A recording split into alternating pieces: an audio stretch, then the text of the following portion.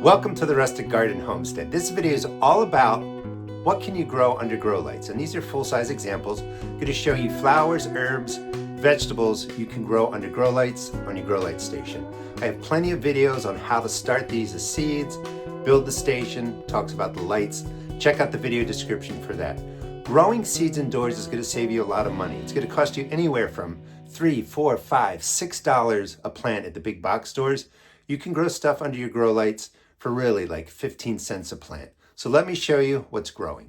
This is my grow light station, and like I said, I'm just going to show you what's growing. All the details for how to seed start, how long they take to grow, all that is really on my YouTube channel. I have over 2,000 videos.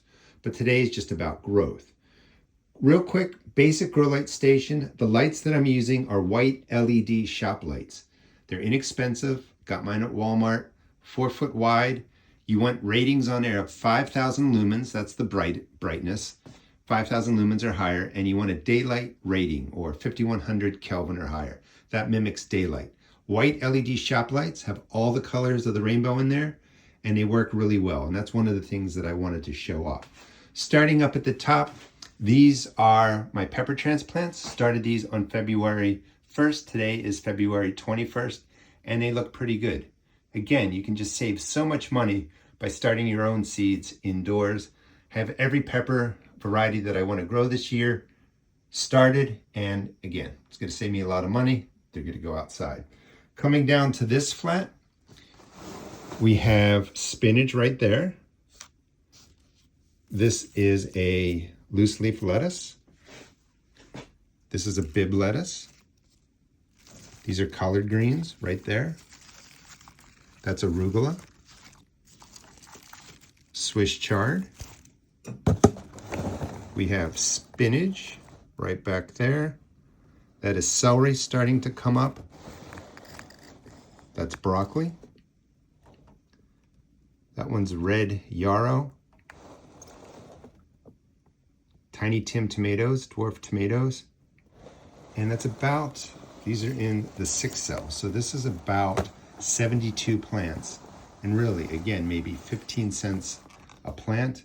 You can grow just about anything indoors. I sell all these starting supplies at my seed shop. These are different milkweeds, swamp milkweed, common milkweed, in these 6 cells right here. They're going to be to a nice size, you know, come to warm temperatures. Again, today's February 21st. Again, a great way to save money. Swamp milkweed will cost you a lot of money. Right in here, I have baby's breath, and in the back, that's Coleus. And you know how expensive they can be. These are all started really over the last 4 to 8 weeks. They're going to be to a great size come planting time. Over in this tray, I have some celery that was started earlier. That is actually rhubarb. I have some larger plants I'll show you. Artichokes, black-eyed Susans. Those are Shasta daisies. That's blue better sage, a nice flower. More yarrow right back there. And that is some oregano and some thyme. In this tray I have more flowers. This is Maximilian sunflower. It's a perennial sunflower. More blue better sage right in there. This is snow and summer flowers. And the little guys right down there are Aromatic Aster. Again, you can do flowers, herbs, vegetables. It's just a great way to save money. Have fun when it's freezing outside. The ground outside is still frozen solid. But that's just one level of what I'm growing. And as the plants get bigger, I move them from being sideways and getting maximum light at germination to this size. And then I just rotate the flats like this. Every day I just move them a little bit so that the sun hits everything. Coming down here, I have plants that have been growing longer. And we have endive right there. Some larger Swiss chard. Nice pile of dirt over there. This is kale. We have tomato plants that are a great size. They've been growing almost 8 weeks. Some more lettuces in there, some pepper plants. And if we pull this all the way out, we see some nice mature collards. They're ready to go out into the garden. Some kale plants right there, and then some bib lettuce in the back. And these were all started earlier for video crops, but if we ever just get a break in the weather and my ground's not frozen, I will transition the cool weather crops outside. In this flat, I have different lavenders. That's a Shasta daisy. That's asparagus. We have some purple coneflower, some more lavender. I'm gonna murder the names, but Agastache, a flower here, and here. Asclepias, butterfly weed. Names are not my strong suit. Some more lavender. You can grow all kinds of different lavender. These are 3 different varieties. This is nettle leaf horsemint, which I'm really excited to grow. Some more yarrow. More globe artichokes. They're doing nicely. Rhubarb. And then that's some more Maximilian sunflower, which is bigger than what you saw because I'm planting stuff at different times. And right back there is another variety of lavender. The plants here are older. Again, please subscribe and check out my channel. I show you how to grow all these, talk about the timelines, how to plant them. More endive, and these are all ready to go out. I mean, look at this beauty. That is rhubarb. I have flat leaf parsley right there. Started some basil. It's going to be coming up.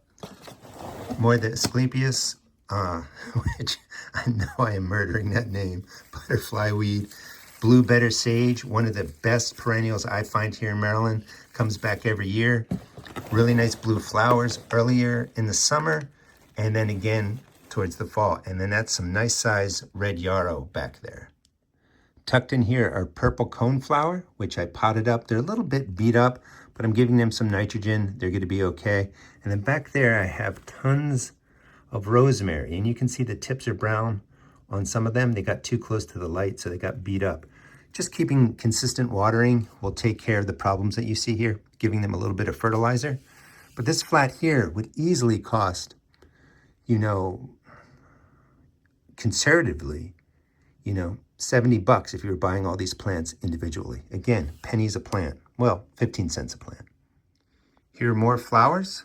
Plants are going to germinate at different rates. Sometimes your flowers take a longer time to germinate. That is white coneflower instead of the standard purple coneflower, which I just showed you. This is Feverfew.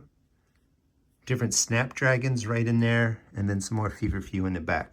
Also started my onions. I like starting them in a pan like this. When these are about 6 or 8 weeks old, I'll just gently pull them apart, plant them out into my garden. In this flat, I have basil that's been growing a little bit longer, growing it in different waves. A little bit early to start basil now, but you can see how beautifully it grows. This is your standard basil. I have purple basil, basil that is older, that was subjects of a video, and then some really nice large peppers. Look at the size of the pepper plants.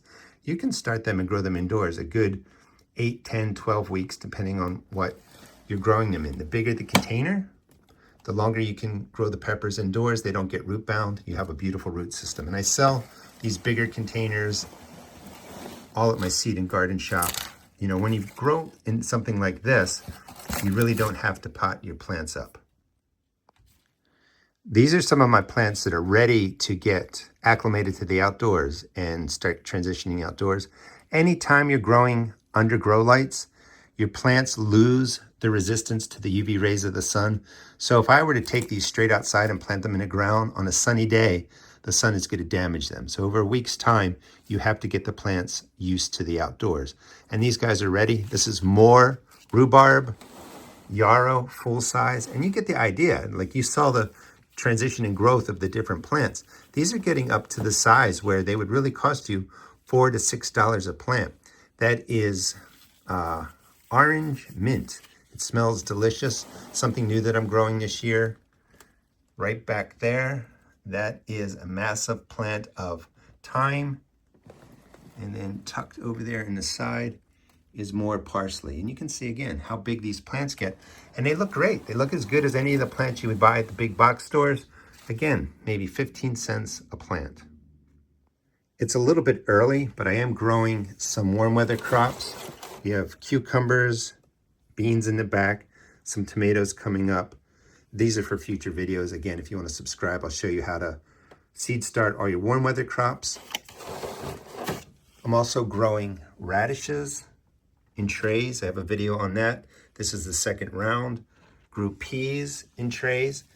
And when they get to the size, they're not so dependent on the light. So they're just hanging out on the side here and, you know, they're doing just fine. So I have peas over here that I was harvesting for pea tendrils, lettuce that I forgot to water, it's a little bit beat up. And then sitting right in here, you can see another way to grow herbs. We have parsley, basil, and cilantro. Tucked right around the corner is spinach and arugula. You might have noticed the germinating seedlings go up top. The flats sit lengthwise with the light so that they get maximum coverage for germination. That's when your plants need most of the light. As they get larger, I change, you know, how they're under there, get more plants under there. And every day I just kind of give a little shift of the flat so that the light shines in different places. And as we work our way down, you can see that the plants are getting larger. And by the time they get down here, they're really ready to go outside, get acclimated to the sun, and get out into the garden. Thanks so much for watching. I sell everything you see here for starting seeds at my seed shop, therustedgarden.com. I also sell seeds. Tomatoes and peppers are $1.75 a pack.